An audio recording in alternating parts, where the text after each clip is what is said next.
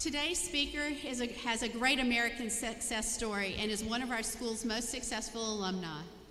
His family has local roots. His father is from Weston and Lewis County and mother from West Union and Doddridge County. He enrolled in this school in the fall of 1975 and took business classes to begin his career and seek his fortune.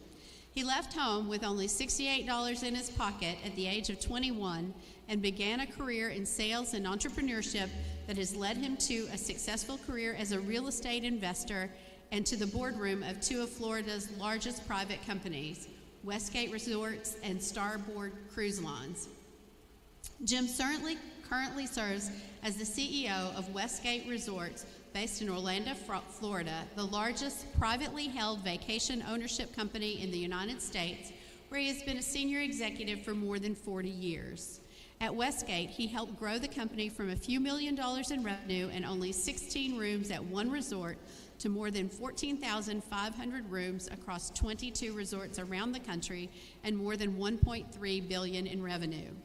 Last year, in partnership with LVMH, the largest luxury retail company in the world, Jim acquired and became the chairman of the board and largest investor of Starboard Cruise Services, based in Miami, Florida, the world's preeminent cruise retailer with operations on 90 cruise ships and more than $750 million in annual revenue. Outside of those day-to-day activities, Jim has built a collection of businesses and real estate with more than 250 commercial, industrial, and residential properties around the country.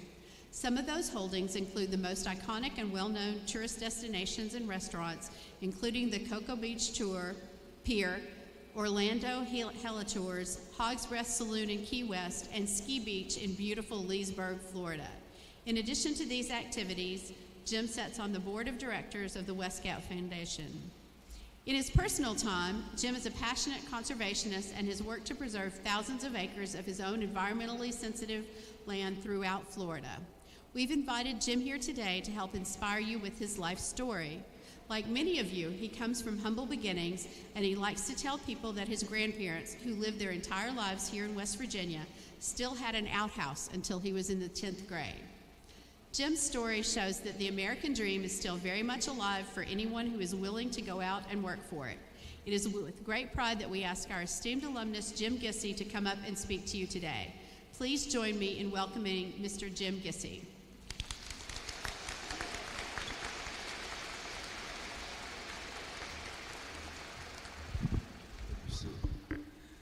Good morning, everybody. You're probably thinking, why am I up here speaking to you? And I'll tell you a little bit how it all happened. I have a distant cousin who's one of the professors here in the health sciences department, Maureen Gildine. Is she here somewhere? Maureen Krause Gildine. Where is she at? She's up there. She's over here. And the Krause, my daddy's grandma was a Krause. So you know how we're all kind of interbred up here in West Virginia, but it's fine with me, because the best people in the damn world I've met everywhere is in West Virginia. So let me tell you a little bit about what happened. My dad was born and raised in Weston, and my mom was born and raised in Doddridge County over in West Union. And there was a gentleman that had a house up at the front of the holler where my grandparents lived, and he was a professor over here. His name was Professor Jimmy Henner. I don't know, did any of you guys get lucky enough that he was an accounting professor? And he's not here today because he's got a little infection in his lungs, but he's watching on live stream. And the reason why I thought it was important to mention his name, because I wouldn't be standing on a stage without him.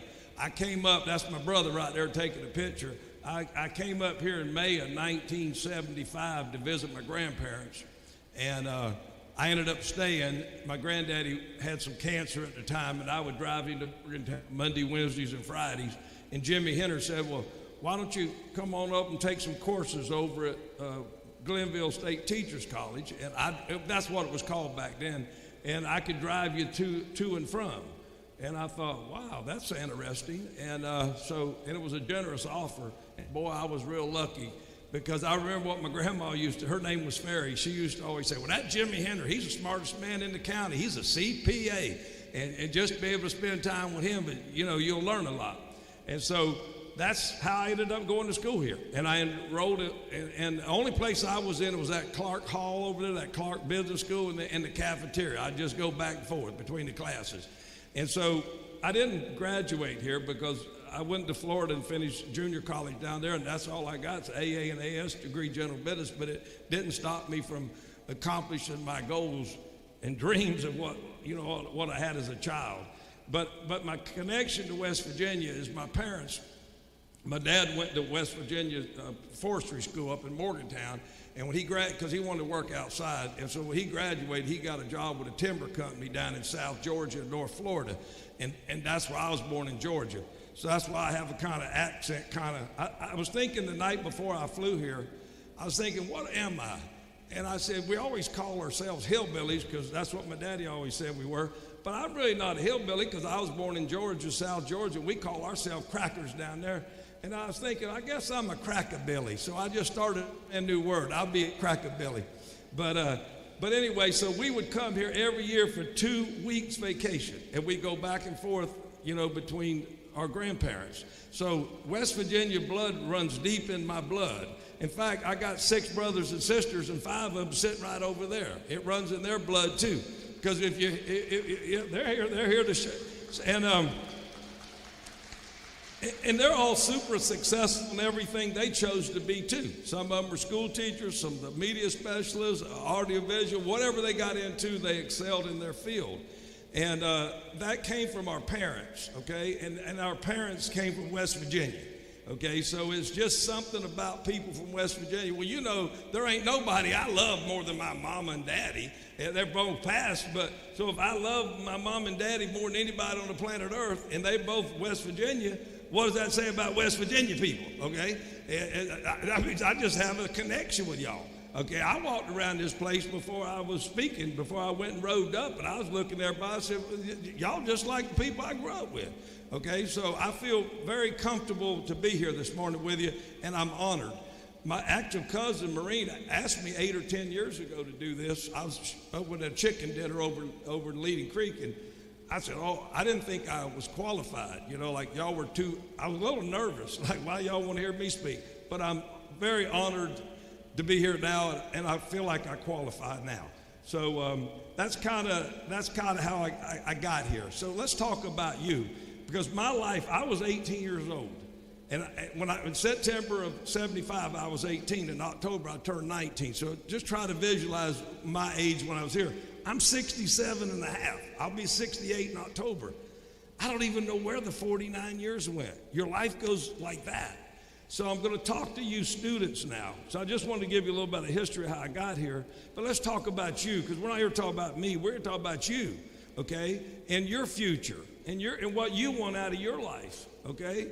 And how you can get it, okay? And how proud your parents are. Do you realize how lucky you are to be sitting in that seat right now? Because somebody in this audience loves you, okay? A lot of people are born and died on this planet and nobody ever loves them, okay? You have a strong family or you wouldn't be sitting where you are right now. And somebody helped you get there. Now, you did your job. You had to get up and go to school and study and learn even when you didn't feel like it sometimes, okay? And that's the difference in the winners or the losers. That's the difference of people make a difference when they're alive or just exist. You're the people that make the difference. You're the people that are going to change the world, okay? You're the people that are going to build West Virginia. West Virginia needs people like you. You got to go out and get a job. You create a job. You pay taxes. You make money. You buy a house. You go to the grocery store. You put, braces on your kids. You go to the doctor. We need people like you, or we won't have a country. So this is your day, and you should feel very proud. And I know you do have mixed emotions, because I'm sure a lot of you have had the best 4 years of your life here, and that's coming to an end. But you can always come back and visit, because they're always going to be here. I think I heard some 50-year graduating students are going to be up here in a minute. So anyway, I went to my room last night and jotted down some notes, and let me just see what they are. I wanted to give you the 3 books that made the most difference in my life. The 3 books that helped me the most was a book by Napoleon Hill called Think and Grow Rich. I would recommend all of you read Think and Grow Rich. It's kind of a book that talks about visualization and setting goals and working and earning it, and how the universe sort of has an energy, an invisible energy. It brings it to you. There's all kind of invisible energies. Magnetism, if I drop this thing, My glass is gravity's going to pull it to earth. You can't see gravity, okay, but it's there. There's something about visualization. You can't see it, but I'll tell you right now, if you visualize something and you work hard to get it, somehow God will bring it to you. It's like a law of magnetism. So I would tell you, Think and Grow Rich by Napoleon Hill. Another one is called The Power of Positive Thinking by Norman Vincent Peale. I would tell you to get that book. That book's a great book. Now, he ties a lot of it into his religion and Jesus and stuff like that. Now, if you happen to be a Muslim, read the book when it says Jesus, scratch it out and put Muhammad. You know, or if you're Hindu, put whatever. Or you know, but it ties in the universe of the force to your, you know, the power of positive thinking. The third one is How to Win Friends, and that was by Norman Vincent Peale. The third one's How to Win Friends and Influence People by Dale Carnegie. I thought that was all those three books kind of had a lot to do with helping me mentally. I'm going to say, I think the last couple things I don't have a lot of time, but there's a lot of people up here, is when I was flying we landed in Clarksburg, and I thought, well, maybe I could fly over Glenville. So it was kind of like last minute. So I ran up to the cockpit and asked my pilot, I said, John, can you fly over Glenville? And he said, where is it? Because it wasn't on our flight pattern. I said, well, I don't know, but it's south of Clarksburg, kind of southwest, I think, of Clarksburg. He goes, he's looking on his computer. He goes, oh, I found it. And he said, let me call the FAA and see if we can fly there. And so he did it, like, because you're flying 500 miles an hour, you got to think quick, you know. And then he called back, oh, yeah, we're going to be able to do it. So I texted my cousin, Maureen, to go outside and took a video. And she took a video and she sent it. And you could see the plane, and I heard her saying, it's a great day to be a pioneer on the video. Because I didn't know exactly what I was going to talk to you about when I got up here. But you know, you just kind of figure it out. And so I said, let me see what the word pioneer means. And it says, if you look up the dictionary, a pioneer is a person who is among the first to explore or settle a new country or area. Okay, that's using it as a noun. Well, that's where my relatives came from. Gissy, Crime Buell, all of them came from Europe, right? My people came from Gissy's a French name, but I don't have much French blood in me. Mostly German, Irish, you know, and a little bit of Switzerland and English. They came here and they settled in West Virginia. And flying over in my plane, I was looking down, you could see all them hills, and I thought, man, that's terrible land down. I mean, it's beautiful, but I would have hated to farm it in those days. And so those were pioneers. They came here and settled. So my grandparents who came here in the 1850s, 1860s, and stuff like that, and settled West Virginia when it was all woods, they are pioneers, okay? So that's not what I am, and that's not what you are. You're not really a pioneer because you didn't settle new land. Your great-grandparents was, but not you. But then I looked it up, and it says verb. And it says, develop or be the first to use or apply a new method, area of knowledge or activity. For example, you could say he has pioneered a number of innovative techniques. Think about it. Now, let me read it again, because that's what you are. You're going to use pioneer as a verb. It's you develop or be the first to use or apply a new method, area of knowledge or activity. He has, or you could say she has, pioneered a number of innovative techniques. Think about that. You are a pioneer. You know why? Because you are going to change the world. I don't care if you're in business. I don't care if you're in healthcare. I don't care what you're doing. I don't care if you're bagging groceries at the grocery store. Anywhere you go, change it. Make it better. Think about how can I make my job. But in the wrong area? Okay, I'm going to wind it down because I'm over my time limit. But there's one last thing I'm going to say. But take that pioneer, look it up in the verb, and you just change whatever your business happens to be. The last thing I want to say is I was so honored to be invited to be a speaker. I wanted to buy a little gift for the school. Now, most of you aren't going to get the benefit as much unless you come back. But what would I want? And I remember you go on a cruise ship, and you get an ice cream machine, and it's free. And I'd be 10 or 15 of them ice cream cones every time. Chocolate, vanilla, and you get the swirl. So I bought the school an ice cream machine like that. We're going to put, I don't know if they're going to put it in the student union or cafeteria. Then I also gave Dr. Manchin a $15,000 check to fund it. You put it in the money market, get 4% interest, that's $600, and then everybody can have free ice cream at Glenville University. And one last thing, you got the best president of a university anywhere in the United States of America. How lucky did you get to get this man? And I say it because I went to his house for dinner Thursday night. And I don't think I've ever met anybody that has impressed me as much as him in that short of a time frame. And when we got done with dinner, I see one of the gentlemen right there that cooked it for us. When we got done with, and I appreciate it, when we got done with dinner, he goes, "You want to walk around the school a little bit?" I said, "Yeah, we'll walk around." And we walked out the front door, and I'm finishing it now, and 3 gentlemen was coming up the hill, students. I saw him not only shake their hand, he gave all 3 of them a hug, and then he said to them, "Hey, you guys hungry? We got some food left over in the kitchen." And then they went in and got some food. And I'm thinking to myself, what president of a university not only shakes your hand but hugs you and then invites you in the house to get food and your students? And that's what kind of president you got. I left out here thinking to myself, man, I'd follow that man anywhere. Glenville University is lucky to have him as your president. And one other thing, when I was flying in the plane, I looked down at Glenville.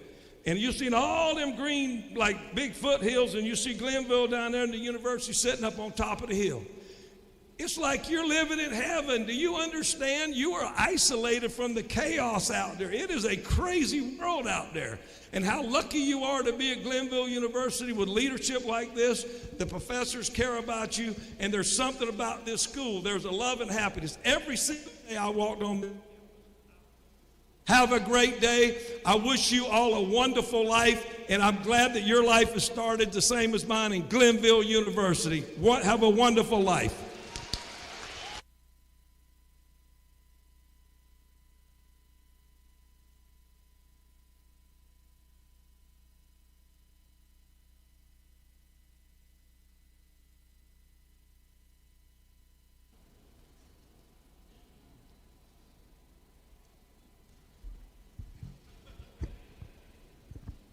If I was holding this thing, I'd be walking all over the place. You couldn't even find me. So I'm going to put it in here to keep me.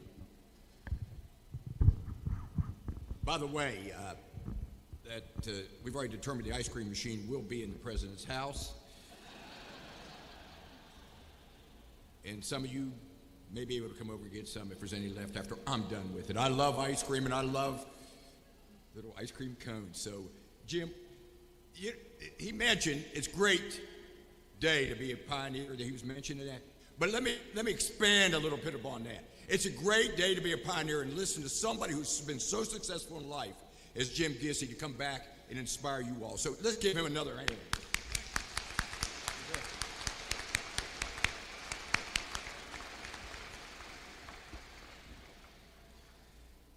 The highest academic recognition that Glenville State, is this thing on? That is the honorary doctorate. An honorary doctorate is one of the most significant accolades in higher education. The degree serves the dual purpose of recognizing extraordinary individuals and inspiring graduating students.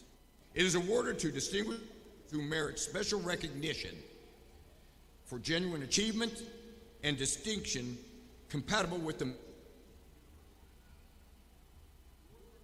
Green. I am pleased and privileged to present the candidate for this honor, Doctor of Public Service. Mr. Jim Gissy, will you stand and be recognized?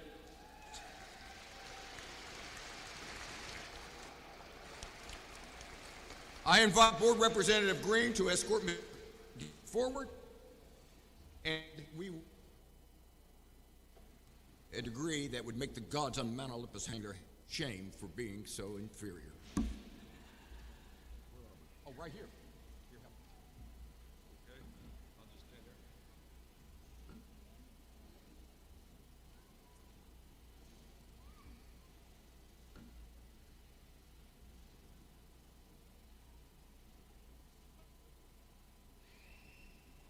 Let's give him a hand to to the new Doctor of Public Service, Mr. Jim Gissy.